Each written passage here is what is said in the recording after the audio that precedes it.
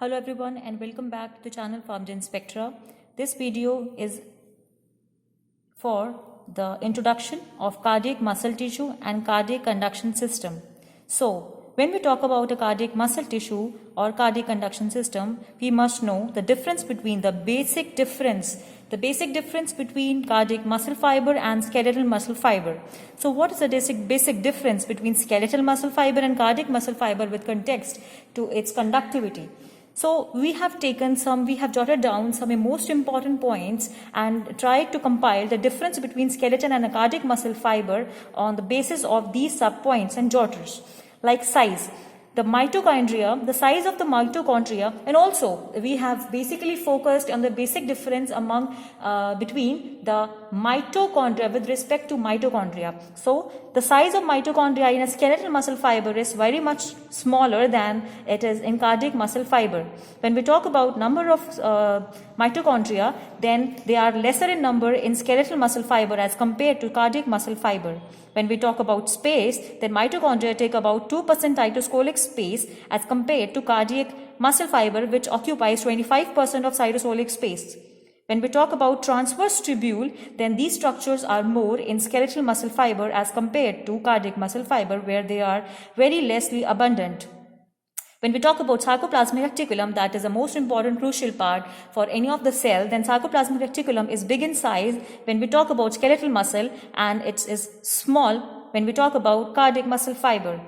With context to calcium, then these skeletal muscles have large intracellular calcium stores as compared to the cardiac muscle fiber. That's why the skeletal muscle has more contractility tendency as compared to any other muscle, and they require nerves for stimulation. And being a cardiac muscle fiber, they have potential to generate their own electrical stimulation, their own conduction. Okay, now we have divided this conductive system. Actually, the basic focus of this lecture, this session, is to understand conduction system of the heart.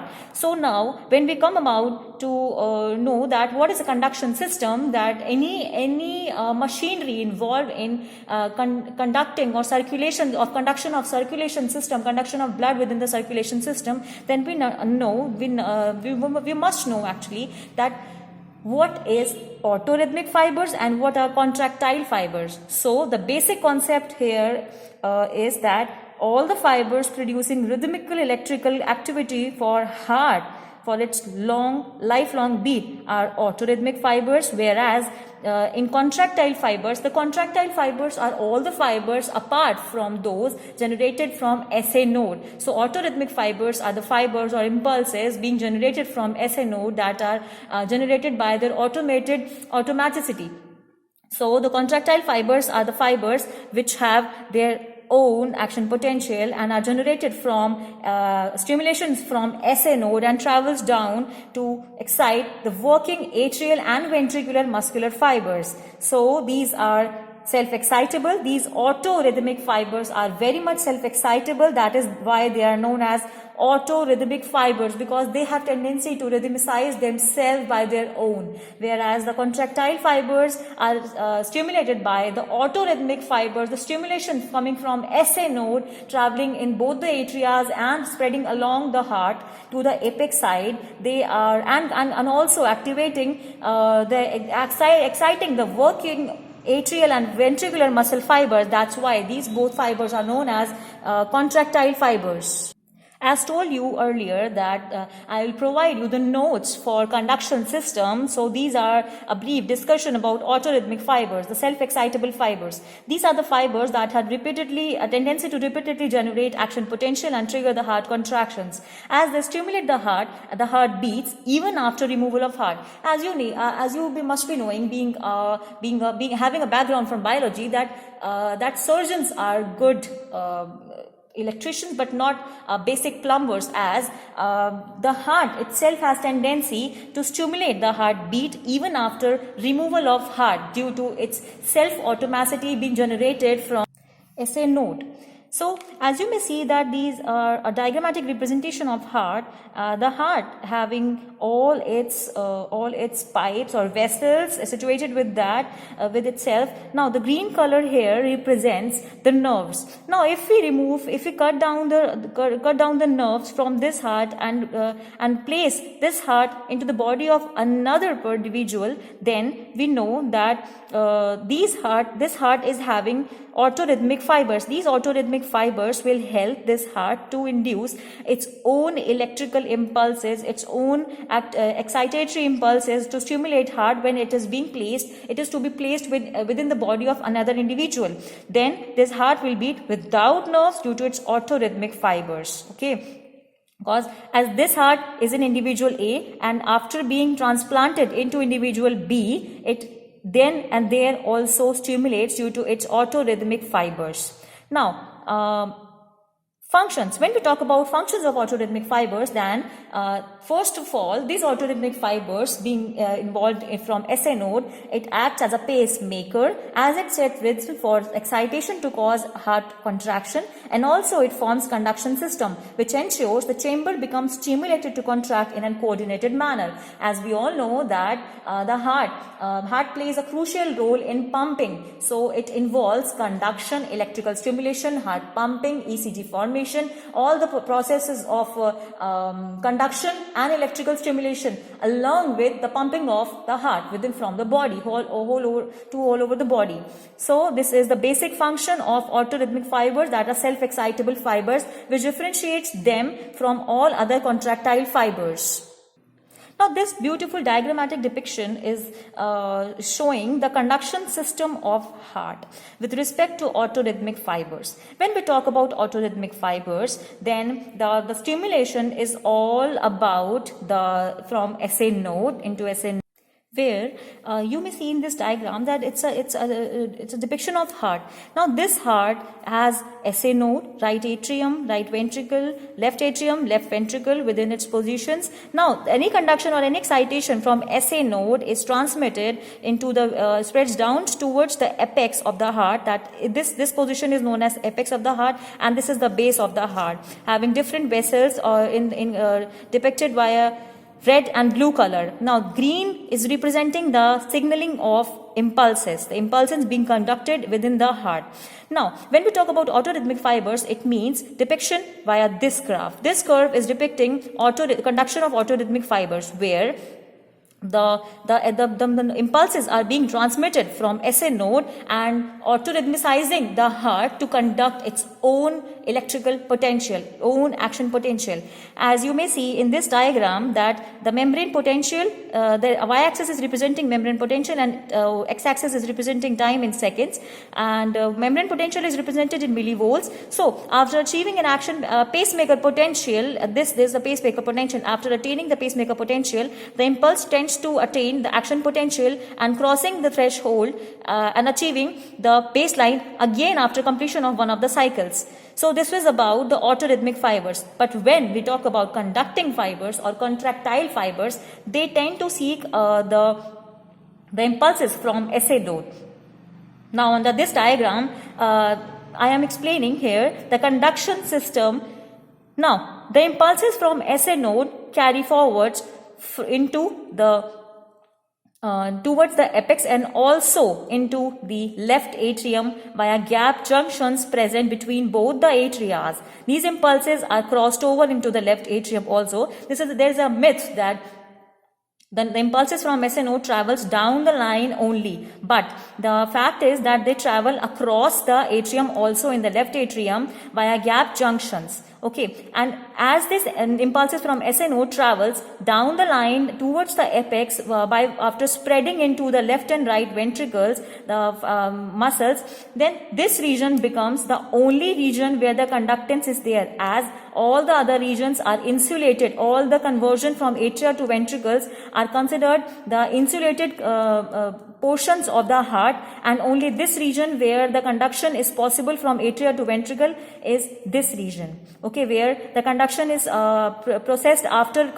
being transferred from SA node to AV node, and this conduction from AV node spreads from in the form of AV bundles and towards the apex.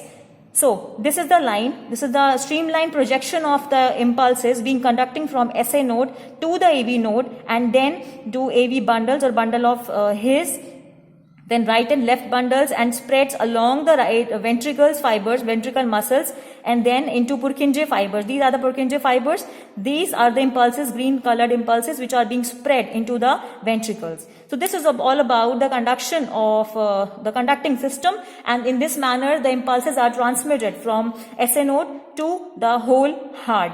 And in this manner, the impulse are sensed, the impulse are propagated, the impulse are conducted in any of the heart. Okay, the sequence, when we talk about cardiac impulsive sequence, then SA node, from SA node in the right atrial wall, just below the opening of superior vena cava, where SNO do not have stable resting potential, or we all know that this is a very conceptual point, that SNOs do not have stable resting potential because it is a auto-rhythmic fiber. It always has a kind of rhythm within itself. So these yellow points are depicting the repolarized threshold between in the SA node. Now, this SA node fires approximately 80 action potential per minute. That's why our heart has 80 beats, approximately 80 beats per minute. And this is the curve. Like SA node is never in resting membrane potential, never attain a resting potential. It's always, there's always a kind of contraction and depolarization is always there. A contraction-like condition is always persisting here at this point. That's why, and after such many contractions, such many depolarization, it is able to attain a certain kind of pacemaker potential, and this after attaining pacemaker potential, it just booms up into to attain the action potential, and after depolarization come back to the action potential and attain its below its threshold potential. So all the fibrillation is in the SA node initiates action potential in every 0.6 seconds, or you can say they potentiate the impulses 100 times per minute. Okay. Then once a pacemaker potential is attained, action potential is attained, this action potential is propagated by also I have mentioned this point earlier that these impulses are transversed over amongst both the atrias also,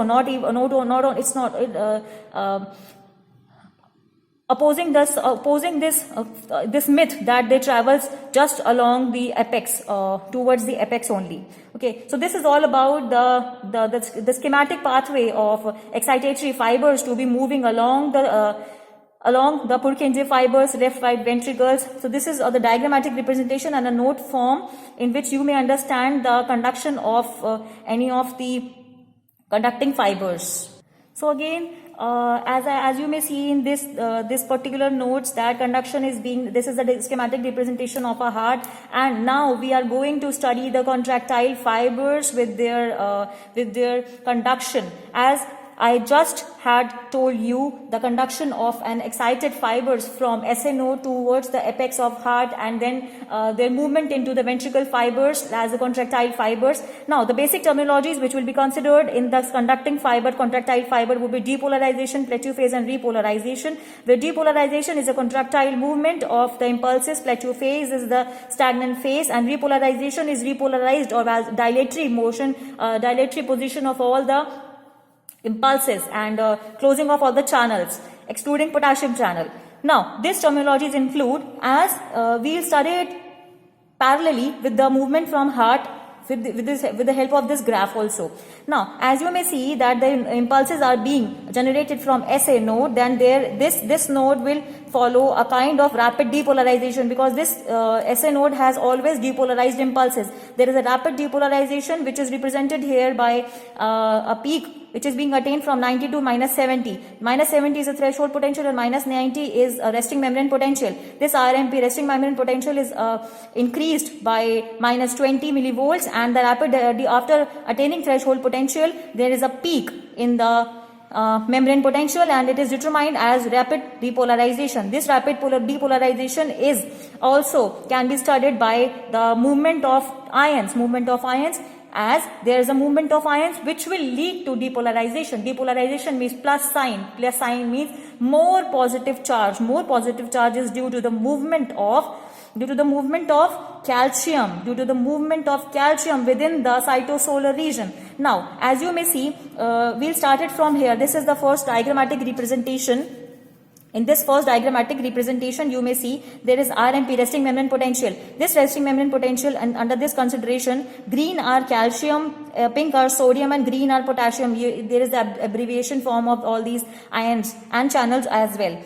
Now, as you may see that in resting membrane potential, potassium are inside the cell, inside the cytosol, and calcium and sodium are outside the periphery. Now, this is the resting membrane potential. This is the stable condition where the ions are in their positions. Now, after rapid depolarization and after attaining the threshold potential, this movement of more and more sodium within the cell, within the cytosolar region, and calcium,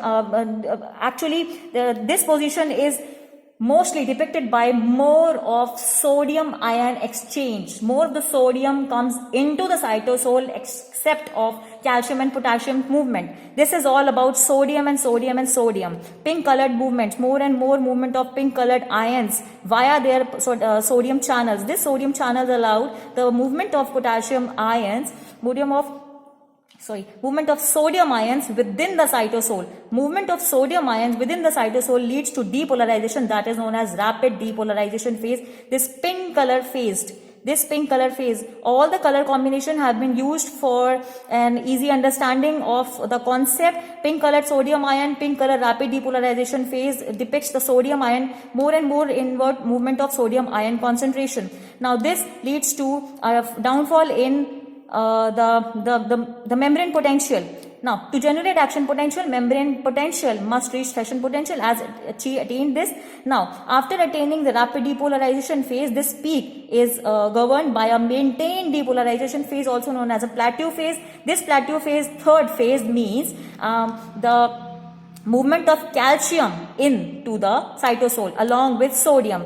As you may see in this diagram, sodium and only sodium is being moving within the cytosolar region. Now the calcium will also start moving into the cytosolar region along with the sodium, and some of potassium will go out of the cell. Some of the potassium means 2 in 100. Some of the potassium, approximately 2 to 5 in 100 potassium ions will move out of the cell, and the main focus here in the maintained depolarization phase is on calcium ion channels. The calcium ion channels will move within the cell. Okay, so in this phase it's all about atrial systole. It's all about atrial depolarization.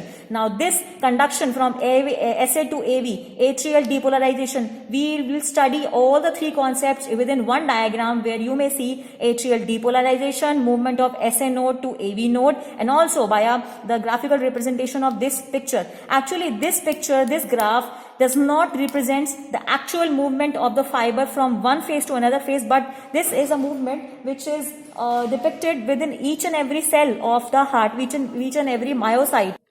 Okay, so now in this continuation to this maintained depolarization comes repolarization. As you may have now understood that sodium is being coming within the cell after repolarization, when all of the ions were in a resting membrane potential state, stable position. Now when it comes to rapid polarization, sodium comes within the cell. Sodium is coming within the cell. Pink color is more and more coming in, and this is represented by this pink line. Now after this pink line, green and orange considers and overtakes all the power. Now green means calcium. Calcium is predominant in this phase. Calcium comes into the cell, as you may see in this, and some of the potassium or moving outside so as to counterbalance. Okay, this is important as maintained depolarization, opening voltage gated sodium calcium channels in sarcoplasmic reticulum also. So along with the movement from ion channel of calcium, sarcoplasmic reticulum also gets activated, and calcium is also released from sarcoplasmic reticulum in this condition.